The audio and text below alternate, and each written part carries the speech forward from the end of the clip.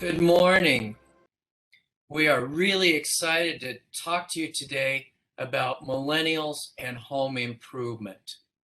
So our agenda for today is going to be to introduce Rob and myself to you, to talk to you about millennials and home ownership, to share our 2021 home improvement survey findings, to talk about inspiration sources for millennials, and then what you can do as a retailer to take advantage.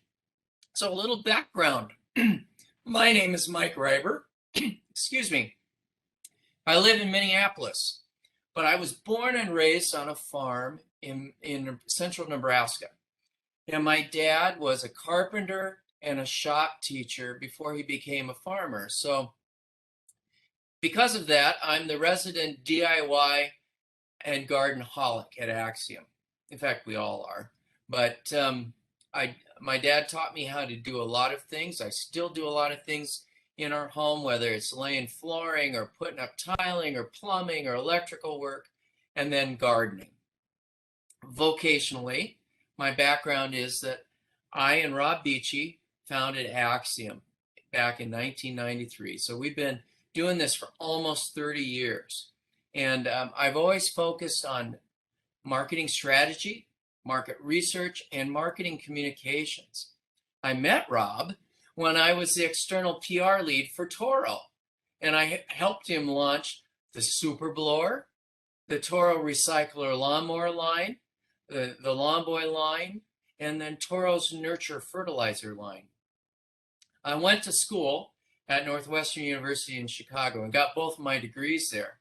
But my marketing chops come from the business school called Kellogg Graduate School of Management at Northwestern. And the reason that Kellogg is on the map as a marketing school is that there was this guy, professor by the name of Phil Kotler, and he put them on the map as the best marketing school in the United States by coming up with the 4 P's of marketing. And we'll tell you more about that later in the presentation. Rob? Well, my name is Rob Beachy. I'm the CTO at Axiom, and I am a toolaholic. I'm also called the what do you call it? The mad scientist, the wizard. But my background is engineering. I'm a trained market researcher, and I'm also have extensive training in biology. My experience at GE is extensive. Learned a lot there, from manufacturing to R&D to marketing. But I was most recently at Toro. And Mike, that's where Mike and I met, and we developed a lot of the different products that you use today, whether they be Toro products, Irwin, or GE products that you sell in your stores. I'm an avid gardener. In fact, I've created a brand new amino acid fertilizer under the Amino Organics marketplace name that's for turf, for gardens, and for commercial agriculture worldwide. And we can also, in my yard, I can produce at least 20 pounds of product for every single square yard. I'm also passionate about my family. I'm passionate about problem solving, and most especially and recently, my nationally ranked FRC robotics team. I live in Charlottesville. So Rob and I have had the good fortune and privilege of working with lots of well-known building products and home improvement products companies. We do a lot of work in the following areas for them.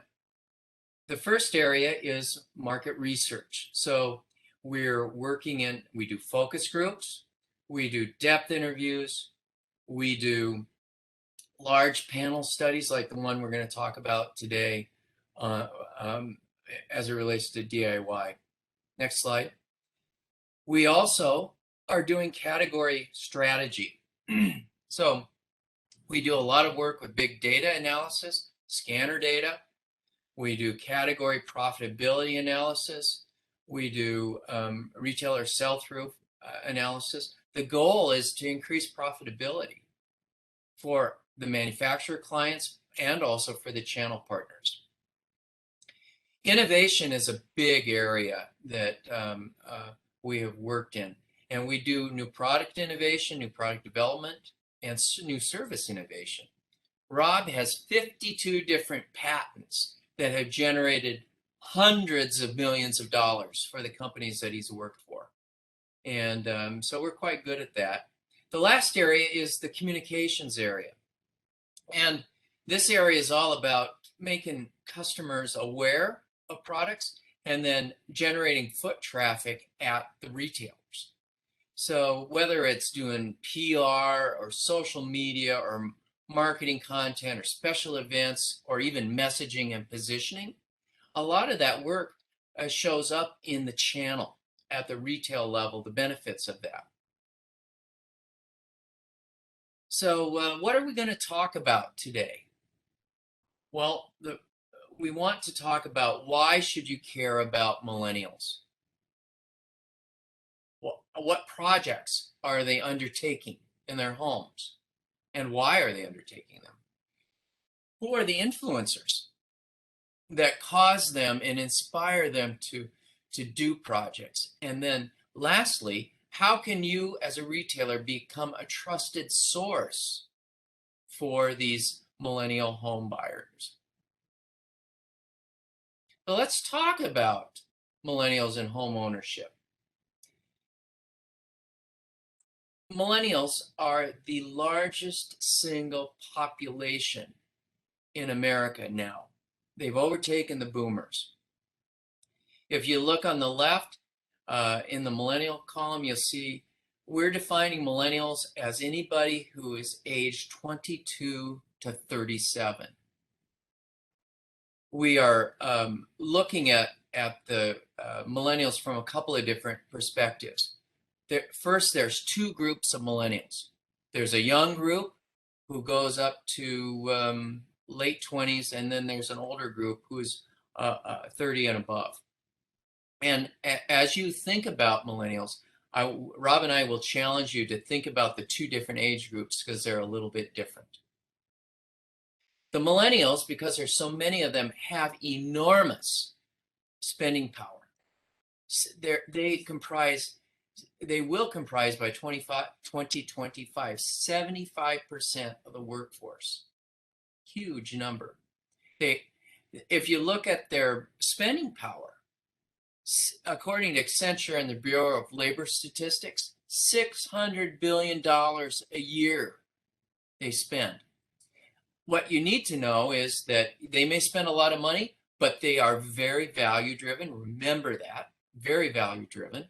Second, they are image driven and prestige driven. They want stuff that is cool.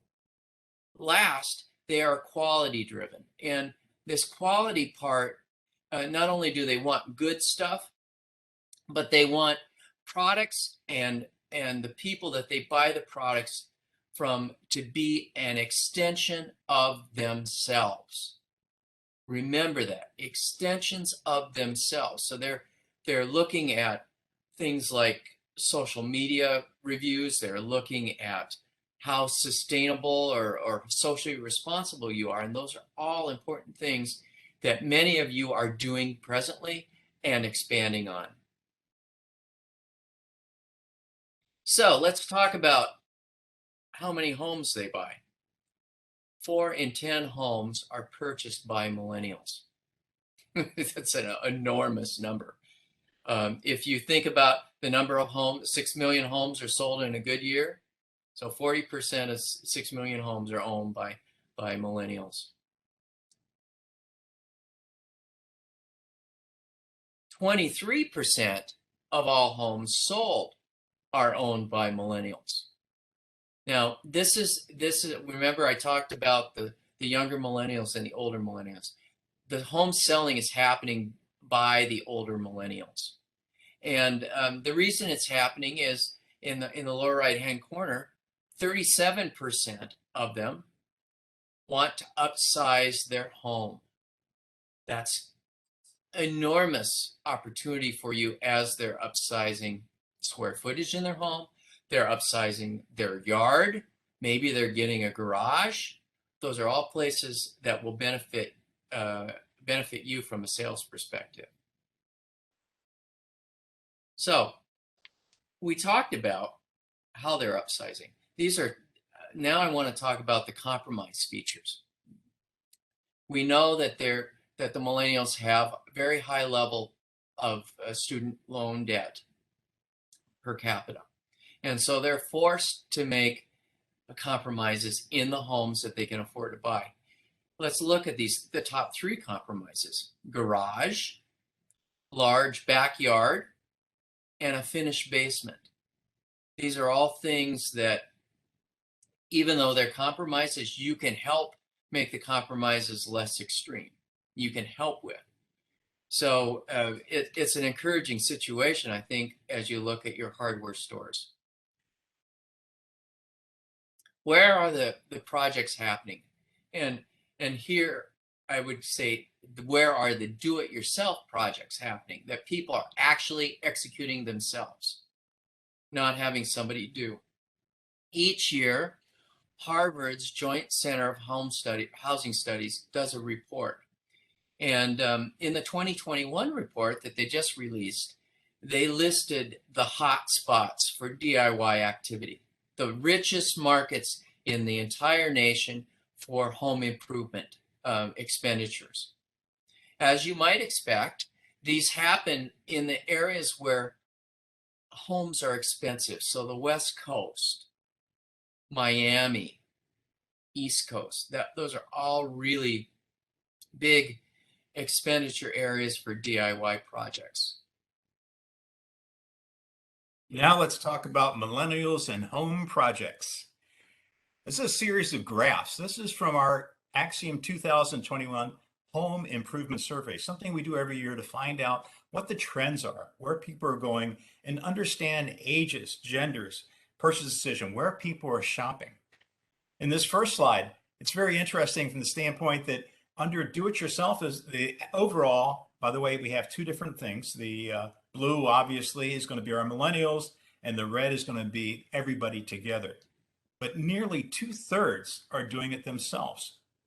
Now, interestingly enough, millennials are a little bit less. And if you look to the right, you'll see that 44% do it themselves, 42% hire it out.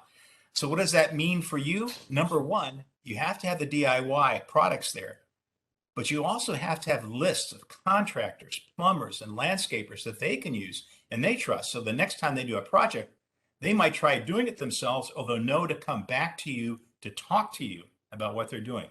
They need that in-house help and advice. They like personalized service. And if you've ever seen a millennial come into a store, they'll have the phone in one hand, but they have a wallet behind them. And what they're doing is they're looking at things, they're comparing data, but they also like to shop local. So that is one of your keys.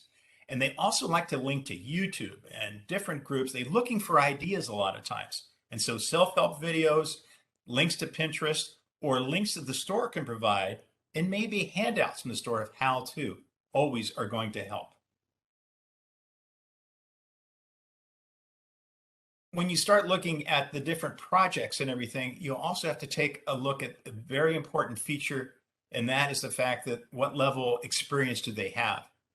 In this case, they show a lot of experts, but obviously millennials, again, being the younger of three different major groups, they're going to have a little bit less experience. But as Mike was showing you on earlier slides, they're selling their houses. A lot of them are into their second home. And so they need DIY. They have a larger yard. So they're looking for the things that the hardware store can drive them to. Now we're also looking again here, contractor listings, lots of how-to information and links to how-to information and ideas from social media. A lot of times people don't know what they want. In fact, in one of our surveys, we found out that the things they're lacking is ideas.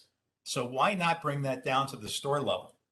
Expand your outdoors, set up settings so people know what it looks like to be outdoors, and get different products out there, product displays, and people explaining how they work or how it could work in their home, either in a small space or a large space.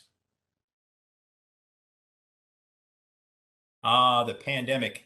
Actually, this has kind of been a godsend to DIY and home and yard improvement. More people are spending time at home, so they're trying to improve their home. Obviously, they're starting finishing a project was the largest one. They're starting a remodeling project, but they're also out there doing landscaping, and they're starting to look at how their yards can better be lived in for both entertaining and how they live today, because they're spending much more time at home. So it's important to them for it to look good and meet the needs they have for both business and pleasure.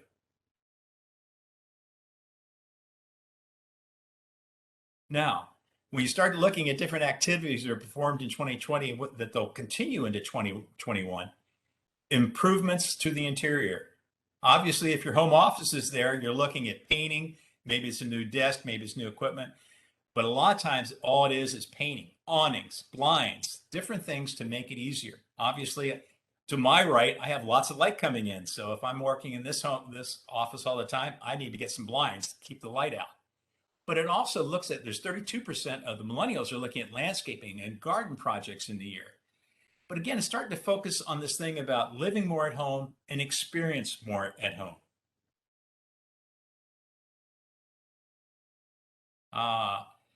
One of my favorite charts here is to take a look, and you'll see the similarities. In this graph alone, you've got all the different similarities between the different purchasing groups. And what it's showing you is that whether you're a boomer, Gen X, or a millennial, you want to go out and watch birds. So what you should be doing? Obviously, if you're bird watching, you're looking at butterflies, how many seeds do you have to get butterfly plants growing? How many birdhouses do you have? Or you get your seed ahead of time. I understand that a lot of places, seed was very difficult to get next year, so you should be ordering now. Playing yard games is kind of interesting. It kind of tells you a tale of who is the younger group, with 50% of the millennials doing it and then 34% of the Gen Xers. You can see that it tails off as we get older. But spending time with friends and family is very, very similar. Interestingly enough, it's a little bit higher with the two younger age groups. The same thing on grilling and cooking. Of course, then the older group, we expect our grandkids and our children to do all the grilling and cooking. But that also means, I know grilling is a big dollar item, but a small profitable item. But those accessories, how to clean your grill and different attachments for your grill to make it easier, to make you more successful, is always going to be a winner. Next slide. Again, the types of living projects. Again, what we're doing, we're creating an outdoor living area, an experience. We're creating this, what we live in, and we're taking and we're doing furniture. We're putting lighting in. We're actually putting fountains. We're actually creating this, literally taking the outside and bringing it in, so to speak. We're living outside much more often. We're entertaining more. And we want those creature comforts. We want the nice lounge chairs out there. We actually want to be able to cook outdoors and cook nicely. There's outdoor kitchens coming now. Rather than just have a grill, why not have a complete outdoor kitchen? So this finding came from our gardening survey. And if you're interested in getting a copy of the 2022 gardening survey, we can send you one. So, millennials and influencers. We all know that millennials are driven by social networks, social news. The question is, where do they go? And this is a 2020 finding from another organization. But what's surprising about this is Facebook being so high, despite the travails that Facebook has faced. The good news is many of you are using Facebook to distribute content about your businesses. Many of you are using Instagram and YouTube to show, to provide how-to videos with your store staff, talking through projects and steps. Those are all really, really important areas. Then the question is, well, what do millennials trust? And trust is really, really going to become even more important in the future. So if you look on this slide, again, this was done in 2020, but look at YouTube and Instagram as the highest sources, relatively high sources. We think, our internal people think that the video, the reason it's more credible is it relates to the video format. People are watching how to do things, and it has high credibility. Regardless, Facebook is still in the realm. I know at 53%. It's amazing that they trust Facebook despite the travails that Facebook has been through. So it remains a force. Let's talk about influencers. millennials like influencers, and the Gen Z, the younger ones, love the influencers. Where did the influencers start? Well, the influencers start, as we all know, on HGTV and Food TV, right?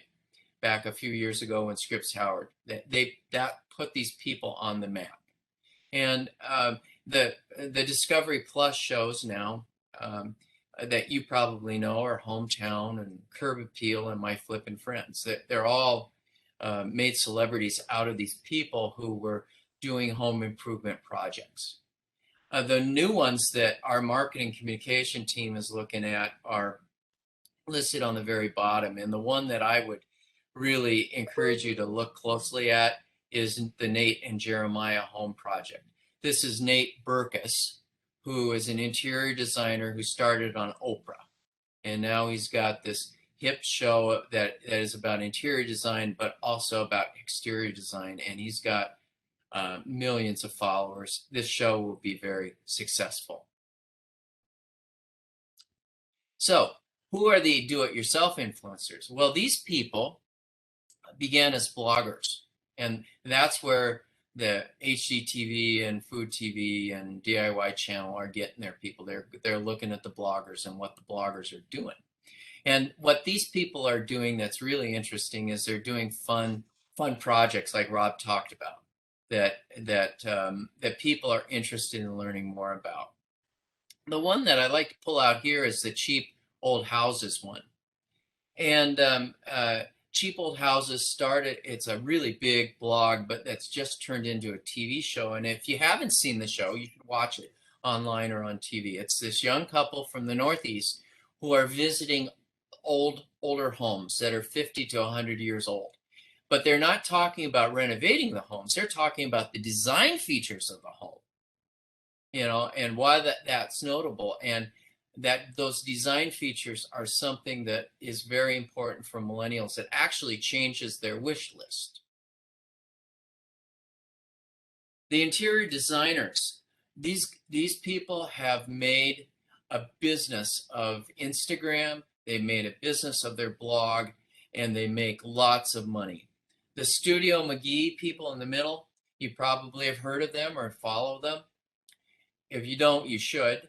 They have a multi-million-dollar deal with Target stores, and the focus of each of these interior designers is a little bit different, but it's all about providing inspiration and beautiful photographs that people can emulate in their homes. And I'm sure many of you are using those photos as you think about the decor elements that you're going to be selling in 2022, or the end cap display areas, or even your social media content. The last area that I want to talk about from an influencer perspective are these is houseplants and gardening. If you are interested, we have a keynote address that we just taped for the Home and Garden Showplace reunion. In it contains the results of our 2022 gardening survey that talks about indoor plants and outdoor plants. So as it relates to indoor plants, let's talk about the millennials. In 2018, I'm sure you've seen it, read about it. There's this phenomenon that happened where millennials were calling themselves plant parents. And what they were doing is most of them were renting at the time, and so they were adding plants to their apartments or their college dorm rooms or even their bedrooms if they were home with their parents. And the plants were almost like a pet to them. Then it extended to creating these plant collections. And then it extended to making plants as a decor item. So now we've got the pot of the plant, or the hanger, the macrame hangers, or whatever, to showcase the beauty of the plant. So Hilton Carter is a big influencer here, and he's talking to the millennials who are plant parents. So if you have any more interest in that area, I would recommend you go to Hilton Carter and see what he's talking about. But he's extending to not only the plants, he's extending to decor elements. So how do you become a trusted source? We've got 5 P's here that we're going to talk about. And back to Northwestern and Phil Kotler. So Phil Kotler put Northwestern and Kellogg Business School on the map by coining 4 P's: product, place, price, and promotion. We've got 5 P's. And the first P is positioning. And these are rhetorical questions that you should ask yourself as you think about your competition. And we'd encourage you to think beyond the fact that you're providing valuable service. I believe most hardware stores who are still in business are good at providing valuable service. But the first question, the questions are, what are you doing better than your competitors? Why should millennials care? And how do millennials perceive you versus your competitor? Some of the True Value stores that we visit regularly, and we visit a lot of stores as we travel for our research and innovation projects. Some of the stores are really good at power equipment, and they have extensive power equipment departments. So here we see the millennial couple, and the outdoor power equipment tools and toys, as some people might say, are important to them. What can you own? What can you own? Now let's talk about place. Why do millennials come to your store? The real important thing here is, again, when you see a lot of millennial cars, you'll see, support local, buy local. And they do believe that. But they also like service, but not only normal service, personalized service, almost like boomers expect. Get that personalized service up front. And what do they remember? They remember good service. And then when you're trying to inspire them, they need ideas. When I became head of new products at Toro, and actually did the same thing with GE, I had a whiteboard. Well, actually, I had a blackboard originally, then a whiteboard, and then a bulletin board. And if you had an idea, I had you go post it on there, and I promised you I would respond within 2 weeks. Why aren't we doing more of this in our jobs? If you have a great new, let's see, you build a bunk bed like you saw on the one, you're building a tree house, you're finding new ways to do your garden with raised beds, or using different products your store has to do all these different things. Post them, show them, give them ideas. Then what can you do to get it back in the store? If they remember you, if you've given a great service, personalized service, if you've given them ideas, if you help them get to things, if you actually provide information, whether that's information sheets, how-to sheets, or links to how-to, and have internet that they can use when they're in your store, and you have leads to landscapers, contractors, and answers, they're going to come back because they need you, because you have the answers, you have the service, and you have the products. Process. You all got lots of new customers in your store because of the pandemic, and because you were essential retailers. The question is, what are you gonna do about it? I'm sure many of you figured out how to do e-commerce better. I'm sure many of you figured out how to do curbside pickup better. But what other things can you do? And how do millennials value the change in process? That's an important question to ask the millennials who are on your staff, to ask your customers. Many of you have newsletters. You can very simply do a survey and a newsletter using SurveyMonkey and come up with the answers. But the process, this is a unique time to make the changes, and you've got new customers that these changes can cement them as customers for your store.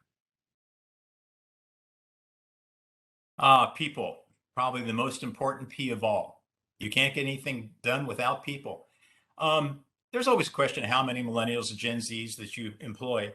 The important aspect is they can relate to other members of their different age group. But they should be versatile so they can relate whether it's a boomer, Gen Z, or Gen Y, or the new coming Gen Z. And what does your team think about your company? Have you staffed them and trained them? Finding staff is very difficult. We found that out wherever you're going. There's a lot of opportunity out there, but people want to have that job. Do they value it? But training and showing value is very important. Do they feel valued or do they feel safe? Being working in an environment like this, that is up to the store owner and the retailer themselves. But think about one thing. The Rolling Stone magazine came out with their top 100 songs of all time. And what was number one, which I think really reflects on millennials a lot? Respect. RESPECT. And that's what we're talking about here. What are those intangibles that matter the most? Respect, training, feeling of sense, and that personalized service, but brought into them. So they realize as a person and they're getting the respect and the opportunity they need. So the last P, last and probably the most important, profitability. So you're already looking at your buy for next summer probably. Do you have the SKUs that millennials need and want? So I would ask you the question: are you into plants? Are you into indoor plants? Are you into decor elements? Are you into the things that the millennials need based on the projects that we just discussed to complete the projects? Second, does your team know what SKUs keep the lights on? Do they understand? Do they understand the profit margins, the difference in the profit margins between selling a grill and selling a lawnmower and selling a bucket of paint?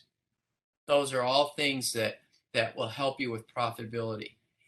Do you have products that nobody else, that your competitors don't carry, that are unique to your store?